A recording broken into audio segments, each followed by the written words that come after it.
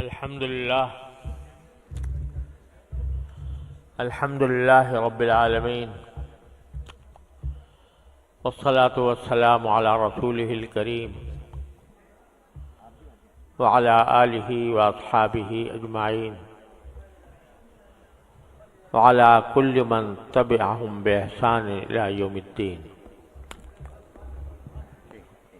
اما بعد، حضرات علماء کرام اور میرے طالب علم ساتھیوں، السلام علیکم ورحمۃ اللہ وبرکاتہ۔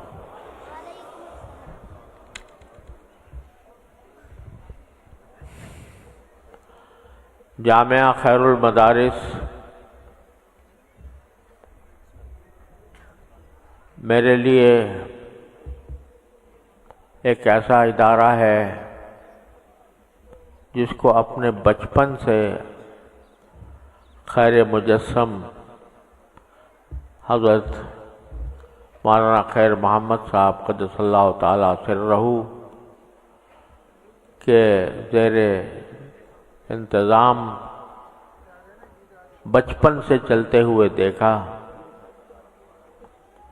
اپنے والد ماجد حضرت مولانا مفتی محمد شفیع صاحب رحمۃ اللہ علیہ ایک بار نہیں، بار بار ایک سال میں بھی کئی مرتبہ بعض اوقات یہاں تشریف لاتے تھے، اور ان کے ساتھ مجھ جیسا طفل مکتب بھی شامل ہوتا تھا۔ لہذا اس ادارے کے ساتھ اپنے قلبی تعلق کے اظہار کے لیے مجھے کسی تفصیل کی ضرورت نہیں ہے۔ اور پھر الحمدللہ یہ ملک کے ان اداروں میں سے ہے جس پر ہر دیندار مسلمان کو فخر ہونا چاہیے۔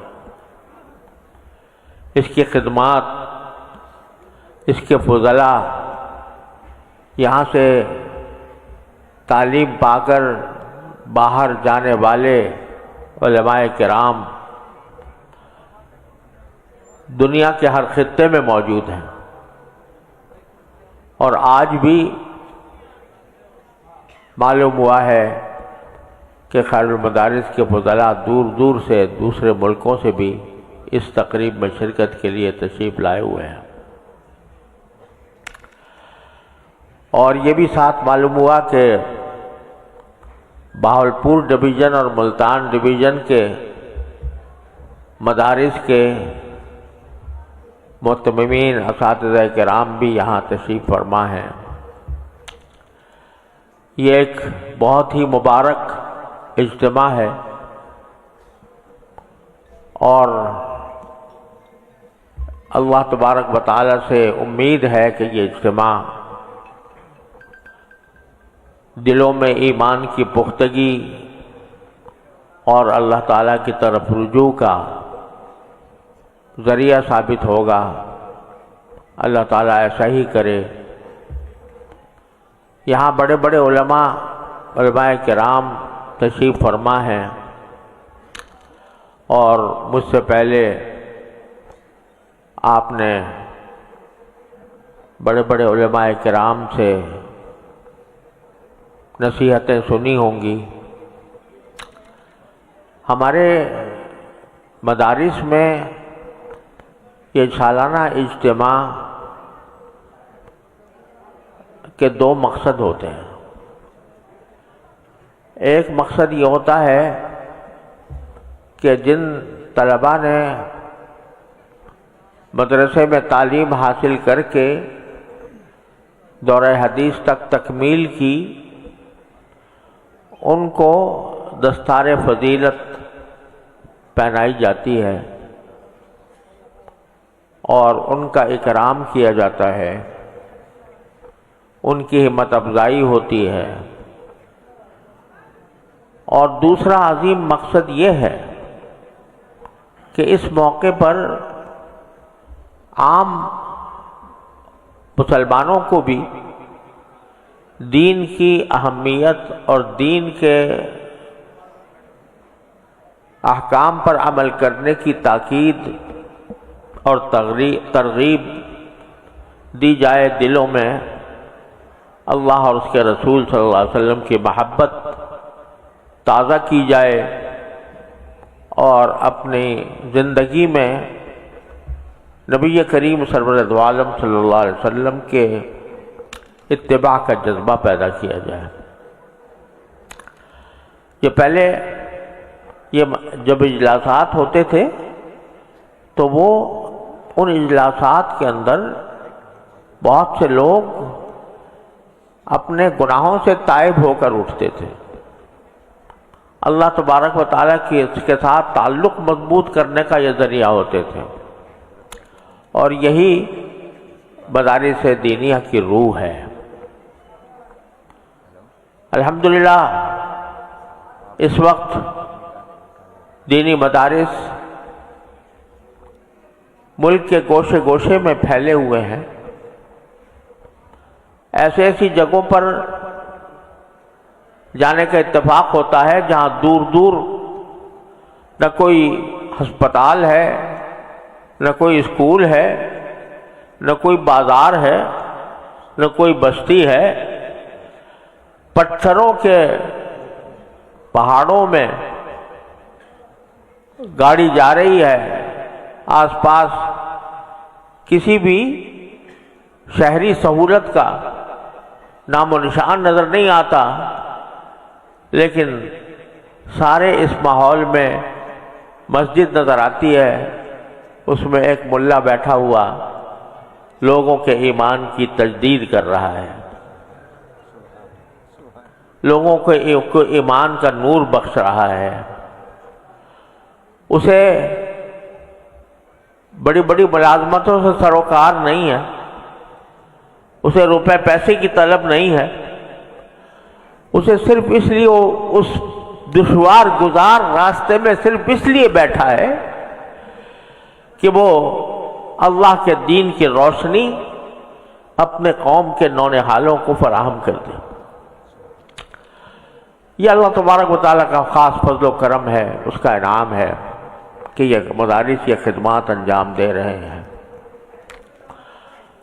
لیکن ہم سب کو یہ بات یاد رکھنی چاہیے کہ سارے کام کا اصل مبنا اور اس کا اصل مقصد اور اس کی روح وہ تعلق با اللہ ہے۔ اللہ تبارک و تعالیٰ کے ساتھ تعلق مضبوط کرنا، اللہ تبارک و تعالیٰ کی ذات کے ساتھ محبت میں روز بروز ترقی کرنا، نبی کریم سرور دو عالم صلی اللہ علیہ وسلم کی محبت میں روز بروز اضافہ کرنا، آپ کے ارشادات سن کر، آپ کی تعلیمات سن کر ان کو اپنی زندگی میں اپنانا، یہ اصل مقصود ہے ان سارے دینی مدارس کا۔ لوگ کہتے ہیں کہ بھئی یہ دینی مدارس سے فارغ ہونے کے بعد ان کا کیا کیریئر ہے۔ آج کل کیریئر بہت بڑا لفظ استعمال کیا جاتا ہے کہ ان کا معاشی کیریئر کیا ہوگا، معاشی مستقبل کیا ہوگا۔ اور ہمارے ان مدارس پر بعض اوقات یہ اعتراض کیا جاتا ہے کہ آپ ایسے لوگ پیدا کر رہے ہیں کہ جن کے پاس آگے جا کر اپنے معاش کا انتظام نہیں ہوگا، وہ کیسی زندگی گزاریں گے، کس طرح وہ اپنی معاشی ضروریات کا انتظام کریں گے۔ ایسے لوگ پیدا کر رہے ہیں کہ جن کا کوئی معاشرے میں جن کا کوئی معاشی مستقبل نہیں ہے۔ ارے بھائی، اللہ تبارک و تعالیٰ نے ان لوگوں کا یہ امتیاز ساری دنیا کے سامنے رکھا ہے کہ آج تک آپ نے کبھی یہ نہیں سنا ہوگا کہ کسی مدرسے کے فارغ التحصیل نے فاقوں کی وجہ سے خودکشی کر لی ہو۔ اللہ تبارک و تعالیٰ اپنے فضل و کرم سے اللہ نے رزق کا ذمہ لے رکھا ہے۔ وَمِن دَابَّةٍ فِي الْأَرْضِ إِلَّا عَلَى اللَّهِ رِزْقُهَا يَعْلَمُ مُسْتَقَرَّهَا وَمُسْتَوْدَعَهَا۔ اللہ تعالیٰ نے رزق کا ذمہ لے رکھا ہے۔ ہمیں افسوس ہے کہ جو صفت مدارس کی جو صفت قابل تعریف ہونی چاہیے تھی، جس پر فخر ہونا چاہیے تھا، جس کو اعزاز سمجھانا جانا چاہیے تھا، اس پر اعتراض ہو رہا ہے۔ آج ساری دنیا کے اندر تعلیمی اداروں میں جا کر دیکھو، کم از کم پاکستان کی حد تک تو میں یہی کہوں گا، اور ساری دنیا کے تعلیمی اداروں کے اندر بھی ایسا ہی ہوتا ہے کہ تعلیم کا بنیادی مقصد کیا ہے؟ تعلیم کا بنیادی مقصد ہے زیادہ سے زیادہ پیسہ کماؤ۔ تعلیم کا مقصد یہ ہے کہ اپنا کیریئر بناؤ۔ کیریئر کا مطلب یہ ہے کہ ہمیں اعلیٰ سے اعلیٰ عہدوں پر جا کر بڑی بڑی تنخواہیں ملیں اور ہماری عزت ہو، ہمارا اکرام ہو۔ تعلیم کا واحد مقصد یہ ہو کر رہ گیا۔ آپ پوچھو کسی بھی اسکول، کالج، یونیورسٹی کے طالب علم سے کہ بھئی کیوں پڑھ رہے ہو، کیا مقصد ہے؟ کیا جواب دے گا؟ جواب دے گا کہ میں اپنا کیریئر اچھا بنانا چاہتا ہوں، میں کوئی ایسے منصب پر جانا چاہتا ہوں جو دنیا کے اندر میری عزت کا سبب بنے، جو میرے لیے مال و دولت کے ڈھیر میرے قدموں میں لا کے ڈال دے۔ ایسے کام کے لیے کر رہا ہوں۔ اس کے ذہن میں کہیں یہ تصور نہیں آتا۔ تعلیم حاصل کرتے وقت پوچھ لو کسی بھی طالب علم سے، یہ تصور نہیں آتا کہ میں یہ علم ملک و ملت کی خدمت کے لیے حاصل کر رہا ہوں۔ کسی کی زبان سے آپ یہ بات نہیں سنیں۔ جا کر جس سے پوچھو گے تو کہا گے جو میں ڈاکٹر بن کے کماؤں گا، کوئی کہے گا میں انجینئر بن کے کماؤں گا۔ نتیجہ یہ کہ تعلیم کا بنیادی مقصد دنیاوی منافع حاصل کرنا رہ گیا، اس سے آگے کچھ نہیں۔ جب یہ مقصد بن گیا تو ایک انسان بکاؤ مال بن کر رہ گیا، جو جس کی بڑی بوری لگا دے وہ اس کو اٹھا کے لے جائے۔ آج آپ دیکھ رہے ہیں کہ ہمارے ملک سے بڑے بڑے ہنرمند اور بڑے بڑے تعلیم پانے والے، بڑے بڑے انجینئر، بڑے بڑے ڈاکٹر، بڑے بڑے سائنسدان ملک میں نہیں ہیں، باہر گئے ہوئے ہیں۔ جس کو کہو، جس کو سوچو، کوئی امریکہ میں کام کر رہا ہے، کوئی یورپ میں کر رہا ہے، کوئی خلیج کی ریاستوں میں کر رہا ہے۔ اپنی صلاحیتیں اپنے ملک پر خرچ کرنے کے لیے اس لیے تیار نہیں کہ اصل مقصود تو یہ تھا کہ پیسہ کہاں سے زیادہ ملے گا، کہاں سے مجھے زیادہ آمدنی حاصل ہوگی، لہذا جو بڑی بوری لگائے وہ ان کو اپنے ہاں لے کر چلا جائے۔ آج جب یہ باتیں ہو رہی ہیں کہ ہمارے ملک کا جو سرمایہ تھا، انسانی سرمایہ، بیشتر باہر گیا ہوا ہے، بیشتر انسانی سرمایہ ہمارا باہر گیا ہوا ہے۔ اور کیوں گیا ہوا ہے کہ وہ اس کو پیسے زیادہ وہاں پر مل رہے ہیں۔ اس کو اگر تم واپس لانا چاہو تو تمہارے پاس اتنے پیسے نہیں ہیں کہ اس کو واپس لا سکو۔ ہم اسی بات پر خوش ہیں کہ وہ وہاں سے ہمارے پاس زر مبادلہ بھیج رہا ہے، اس بات پر خوش ہیں اور کہتے ہیں اور چلے جاؤ باہر تاکہ ہمارے لیے زر مبادلہ بھیجو، اور زر مبادلہ سے ہمارا ملک کی آمدنی میں اضافہ ہو، اس پر خوش ہیں. اس پر خوش ہونا اس پر چاہیے تھا کہ ہمارے آدمی ہمارے ملک میں، ہمارے ملک کی، ہماری ملت کی خدمت کریں اور یہاں آ کر اپنے علم و ہنر سے فائدہ پہنچائیں. لیکن چونکہ تعلیم کا مقصد ہی یہ نہیں ہے، تعلیم کا مقصد تو پیسہ ہے، جہاں زیادہ پیسہ ملے گا وہاں چلے جائیں گے. ہمارے ہاں پہلے دن سے یہ پڑھایا جاتا ہے. کسی طالب علم سے پوچھو کہ تم کیوں پڑھ رہے ہو، تو کوئی شخص یہ جواب نہیں دے گا کہ میں پیسہ کمانے کے لیے پڑھ رہا ہوں. کوئی جواب دے گا؟ تم لوگ اتنے سارے فضلاء بیٹھے ہوئے ہو، کسی نے اس لیے پڑھا ہے کہ پیسہ زیادہ کماؤ گے؟ کسی نے نہیں. ایک طالب علم بھی یہ جواب نہیں دے گا کہ میں پیسہ کمانے کے لیے پڑھ رہا ہوں. اس کو پہلے دن سے گھٹی میں یہ پلایا جاتا ہے کہ رزق کا ذمہ تو اللہ نے لے رکھا ہے، وہ کتوں کو دیتا ہے، وہ خنزیروں کو دیتا ہے، وہ جانوروں کو دیتا ہے، وہ تمہیں کیوں نہیں دے گا؟ پہلے دن سے اس کی گھٹی میں یہ بات پلائی جاتی ہے کہ تمہارا مقصد دنیا کی منفعتیں، دنیا کے مفادات حاصل کرنا نہیں ہے، تمہارا مقصد اللہ کو راضی کرنا ہے. تمہارا مقصد یہ ہے کہ تم اللہ تعالیٰ کے دین کا علم حاصل کر کے اس کی روشنی دوسروں تک پہنچاؤ. تمہیں اگر فاقے بھی جھیلنے پڑے تو تم کامیاب ہو اگر تم یہ کام کر رہے ہو، اور اگر تمہیں تنگی ترشی سے گزارا کرنا پڑے تب بھی تم اس بات تم کامیاب ہو. اس لیے کامیاب ہو کہ تم نے جو اللہ کے نبی کریم صلی اللہ علیہ وسلم نے جو تعلیمات دی تھیں وہ تم اٹھائے بیٹھے ہو اور اس کو دنیا تک پہنچا رہے ہو. آپ دیکھ لو کہ اسلامیات کی تعلیم کہاں کہاں نہیں ہوتی. مستشرقین کے ہاں جا کر دیکھو تو ان کے ہاں اسلامی علوم کی تعلیم کا بہت اعلیٰ معیار موجود ہے.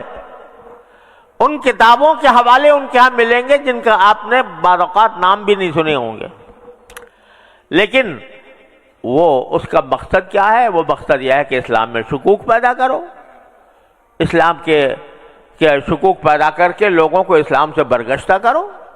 وہ اس کام کے لیے بیٹھے ہیں. ہمارے یہاں بھی اسلامیات کے محکمے قائم ہیں یونیورسٹیوں میں، اور اس کے اندر بھی ایم اے اسلامیات ہوتا ہے، پی ایچ ڈی اسلامیات ہو جاتا ہے، ڈاکٹر بن جاتا ہے. لیکن اس کا مقصد کیا ہے؟ اس کا مقصد یہ ہے کہ مجھے ڈاکٹریٹ کی سند مل جائے، اور ڈاکٹریٹ کی سند مل جائے گی تو مجھے ملازمت اچھی مل جائے گی. قصہ ختم. اس بیچارے کو نہ فقہ کا پتہ، نہ اس کو شریعت کا پتہ، نہ اس کو عربی زبان آتی ہے، نہ قرآن کو براہ راست سمجھ سکتا ہے، لیکن ڈاکٹر بن گیا. تو جن کا مقصد یہ ہے اور کہ پیسہ کمانا زندگی کا اصل مقصد ہے، وہ تو ہے قابل تعریف. اور جن کا مقصد یہ ہے کہ وہ ملک و ملت کی خدمت کریں، انسانوں کی خدمت کریں، وہ ہے قابل ملامت کہ یہ پیسہ کمانے کا ان کو دھیان ہی نہیں ہے کہ پیسہ کہاں سے کمائیں گے، ان کے پاس معاش کہاں سے آئے گا. وہ قابل ملامت ہے. تو یہ ایک عظیم تماشا ہے کہ جو لوگ کہہ رہے ہیں کہ ہمیں پیسہ ہمارا مقصود نہیں، ہمارا مقصود انسانوں کی خدمت ہے، ہمارا مقصود مسلمانوں کی خدمت ہے، ہمارا مقصود ملک و ملت کی خدمت ہے، وہ بدنام. اور جو کہتا ہے میں پیسے کے لیے پڑھ رہا ہوں وہ بہت اعلیٰ. یہ عجیب الٹی کہانی ہے جو آج کل لوگوں کے دلوں میں بیٹھ گئی ہے. اور چونکہ یہ دین کی صحیح تعبیر اور تشریح پیش کرنے کے لیے لوگوں کے سامنے آتے ہیں، تو اس بات کے اوپر بھی زبان تان بعض اوقات دراز کی جاتی ہے کہ بس ان کو تو کچھ ظاہری مظاہر کی حد تک یہ لوگ محدود ہیں، اور چھوٹی چھوٹی باتوں کو اہم سمجھتے ہیں اور دین کی روح جو ہے وہ ان کے پاس نہیں ہے اور اس کی طرف زیادہ فکر نہیں ہے۔ خوب سمجھ لو کہ جو کچھ رسول کریم سرور دو عالم صلی اللہ علیہ وسلم نے ارشاد فرما دیا، جس پر عمل کر دیا، وہی دین کی روح ہے، وہ ظاہر کی ہو یا باطن کی ہو۔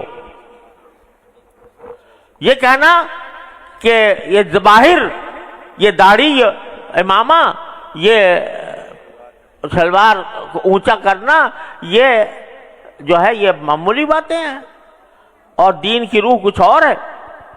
خوب سمجھ لو جو کچھ رسول کریم سرور دو عالم صلی اللہ علیہ وسلم نے فرما دیا، جس سنت کو آپ نے جاری کر دیا، وہ دین کی روح کا وہ حصہ ہے جس کو چھوڑا نہیں جا سکتا۔ لہذا ظاہر و باطن کی، یہ ظاہر و باطن کا مسئلہ اس وقت سے پیدا ہوا جب سے انگریز یہاں پر آیا۔ اس انگریز نے آ کر ایک اپنی ہماری شکل و صورت بدل دی۔ ہم نے سر سے لے کر پاؤں تک ہمارا جو وجود ایک اپنے اسلامی تاریخ سے وابستہ تھا، اس کو ختم کر دیا اور اپنا وجود کا ڈھانچہ ہمارے اوپر سوار کر دیا، اور جو ہمارا جو طریقہ کار تھا، جو ہماری ثقافت تھی، اس کی توہین کر کے ہوئے وہ ثقافت اپنے نوکروں کو، خانساماؤں کو، چوکیداروں کو پہنائی۔ آپ دیکھتے ہیں بڑے بڑے ہوٹلوں کے اوپر جو چوکیدار ہوتے ہیں وہ کوٹ پتلون نہیں پہنتے، وہ ٹائی نہیں لگاتے، وہ امامہ ان کے باندھا ہوتا ہے، کلا ہوتا ہے ان کے اوپر، اور ان کا لباس جو ہے وہ جبے جیسا ہوتا ہے۔ تو جو لباس ہمارے بادشاہوں کا تھا، جو لباس ہمارے علماء کا، ہنرمند لوگوں کا تھا، وہ لباس انہوں نے اپنے ملازموں کو، خادموں کو، چوکیداروں کو پہنایا۔ ارے بھائی، جب اگر تم لباس یہ اچھا سمجھتے ہو تو تمہارا خادم اس لائق نہیں ہے کہ وہ لباس پہنے؟ نہیں، تمہاری توہین مقصود ہے۔ اے ہندوستانیوں، تمہاری توہین مقصود ہے۔ تم جو لباس پہنا کرتے تھے، یہ ہم اپنے خادموں کو پہنا کر اس کی تذلیل کرنا چاہتے ہیں۔ وہ کر کے انگریز تو ظاہر کا اتنا اعتبار کرتا ہے، اور آپ کہتے ہیں ظاہر اور باطن میں کوئی فرق، ظاہر کا کوئی حیثیت نہیں، روح کچھ اور ہے۔ تو یہ ایک غلط فہمی لوگوں کے اندر پائی جا رہی ہے کہ دین کے کچھ احکام ان کے اپنے خیال کے مطابق معمولی ہیں اور کچھ احکام اہم ہیں، اور وہ اہم بھی ہر آدمی اپنے حساب سے اہمیت قرار دیتا ہے۔ جو چیز اس کے لحاظ سے زیادہ اچھی ہے اس کو اہم قرار دیتا ہے، اور جو اس کے لحاظ سے کوئی اہم نہیں ہے تو اس کو معمولی قرار دے دیتا ہے۔ قرآن تو یہ کہتا ہے وَذَرُوا ظَاهِرَ الْإِثْمِ وَبَاطِنَهُ، گناہ چاہے ظاہر کا ہو وہ بھی چھوڑو، اور جو باطن کا ہے وہ بھی چھوڑو۔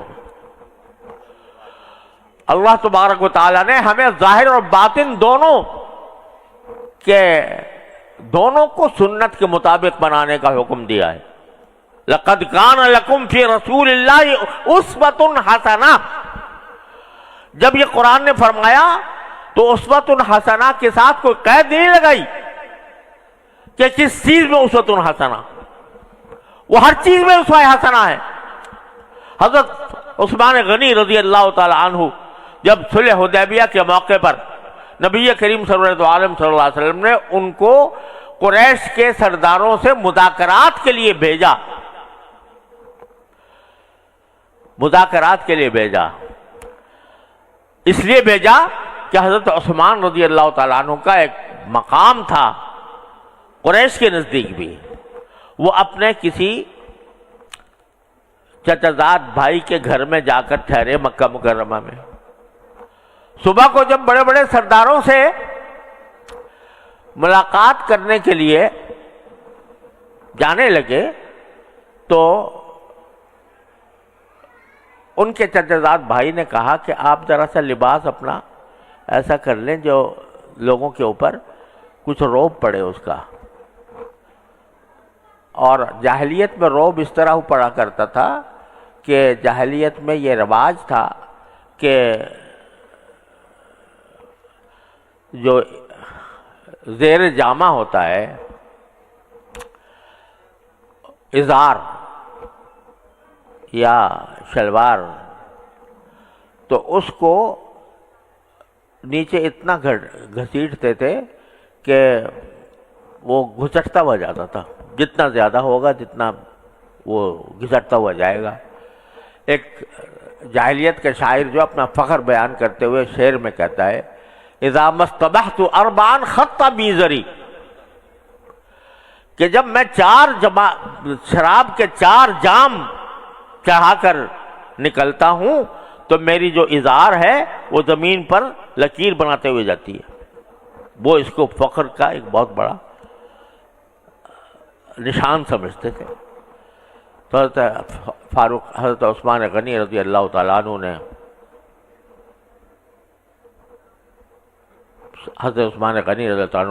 تو نبی کریم صلی اللہ علیہ وسلم کی سنت کے مطابق ان کا ازار جو تھا وہ نصف ساق تک تھا، ٹخنوں سے اوپر تھا.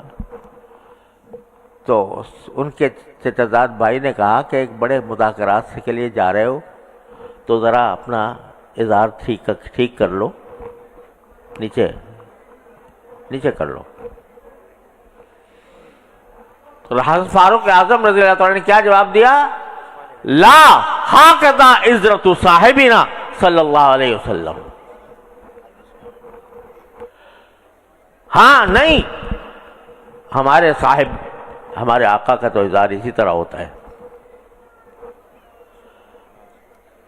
چونکہ ان کو اس سے غرض نہیں تھی کہ دوسرے ہمارے لباس سے کوئی مرعوب ہوگا. لباس سے مرعوب نہیں کرنا ہوتا، مرعوب کردار سے کرنا ہوتا ہے، عمل سے کرنا ہوتا ہے، ایمان سے کرنا ہوتا ہے. لہذا حضرت عثمان غنی رضی اللہ تعالیٰ عنہ نے فرمایا کہ میں یہ کام نہیں کروں گا، اور پھر جا کر مذاکرات بھی کی ہے. تو بات یہ ہے کہ جب ہمارے دلوں میں خود سنتوں کا اہتمام باقی نہ رہے، چاہے وہ ظاہری سنت ہو یا باطنی سنت ہو. ٹھیک ہے کہ جہاں یہ سنت ہے وہاں یہ بھی سنت ہے کہ انسان کا اخلاق درست ہو، لوگوں کے ساتھ خوش اخلاقی سے پیش آئے، وہ لوگوں کی مدد کرے. نبی کریم صلی اللہ علیہ وسلم نے فرمایا کہ کسی شخص کے دکھ کو دور کر دینا مجھے 1 مہینے تک مسجد نبوی میں اعتکاف کرنے سے زیادہ میں اس کو افضل سمجھتا ہوں. کسی کا دکھ دور کر دینا اور لوگوں کے ساتھ خوش اخلاقی سے پیش آ جانا، یہ اس کی نبی کریم صلی اللہ علیہ وسلم نے بہت فضیلت بیان فرمائی. تکبر نہ کرنا، تواضع اختیار کرنا، اس کی بہت فضیلت بیان فرمائی. تو جو حکم بھی ہے آپ کا وہ دین کی روح ہے. کوئی کہہ دے تو ہر ایک کے ہاتھ میں یہ سر بات چلی جائے گی کہ بھئی یہ بات تو روح ہے، یہ بات روح نہیں ہے دین کی. تو ہر ایک آدمی کے ہاتھ میں یہ فیصلہ دے دیا جائے کہ کون سی چیز روح ہے، کون سی روح نہیں ہے. تو پھر دین کا تو کھیل بکھیڑا ہو جائے گا اور ہو گیا.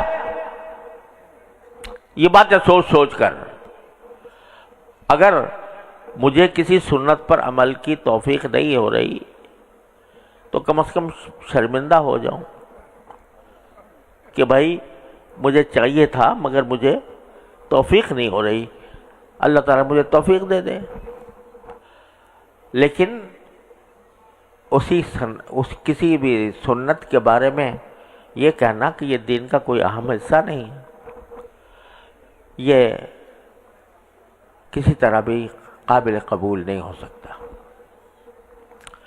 بہرحال بات کہاں چلی گئی؟ میں کہنا یہ چاہ رہا تھا کہ الحمدللہ ہمارے جو مدارس دینیہ ہیں یہ دین کی چاہتے یہ ہیں کہ جن کے جسم اور روح دونوں کو کی تعلیم دیں اور ان پر عمل کریں اور کروائیں. یہ مقصود ہے اس کا. اور جہاں تک اس کا تعلق پیسے کا ہے تو ان کا مقصود زندگی کبھی پیسہ نہیں رہا، نہ رہے گا. اور جس دن ان کا مقصود زندگی پیسہ ہو گیا اس دن یہ مدارس اپنی روح کھو بیٹھیں گے. جب یہ پیسہ مقصد نہیں لیکن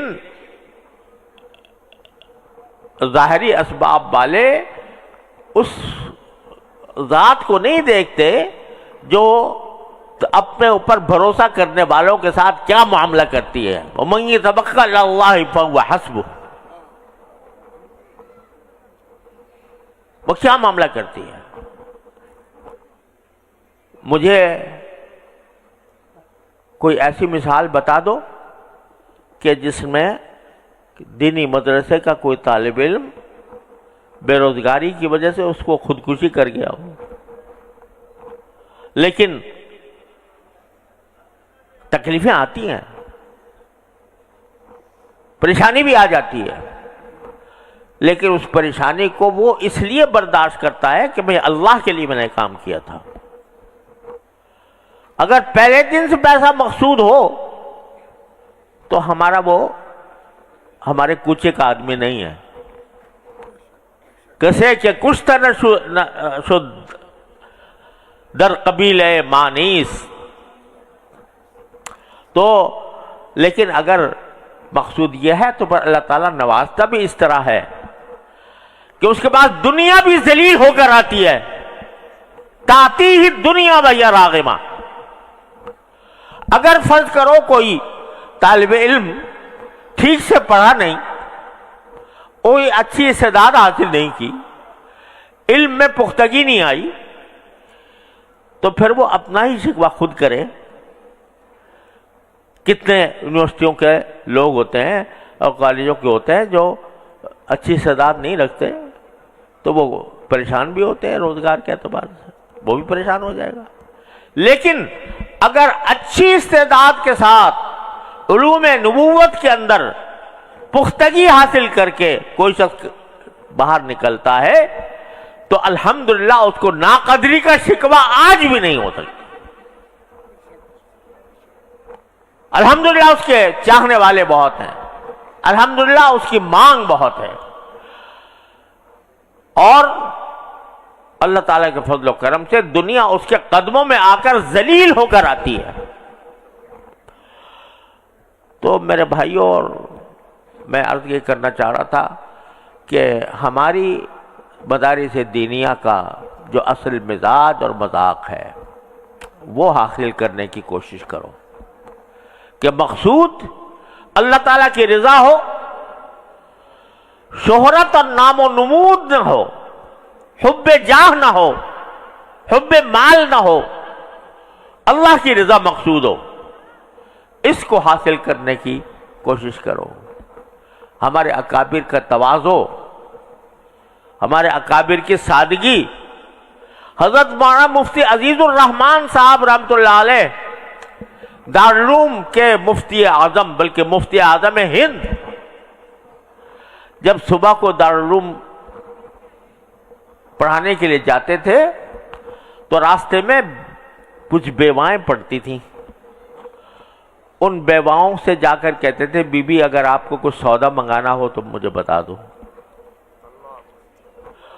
وہ سودا ان سے منگانے کے لیے پوچھتے تھے کہ تمہارے کچھ سودا منگانا ہو تو میں لا کے دے دوں تمہیں. بازار جاتے اور جا کے بیوہ کے گھر میں سودا پہنچا دیتے. بعض اوقات بی بی یہ کہتی کہ مولوی صاحب آپ سے تو میں نے فلاں چیز کہی تھی، آپ فلاں چیز لے آئے غلط، یا میں نے اتنا کہا تھا آپ دوسری مقدار لے آئے، زیادہ لے آئے یا کم لے آئے.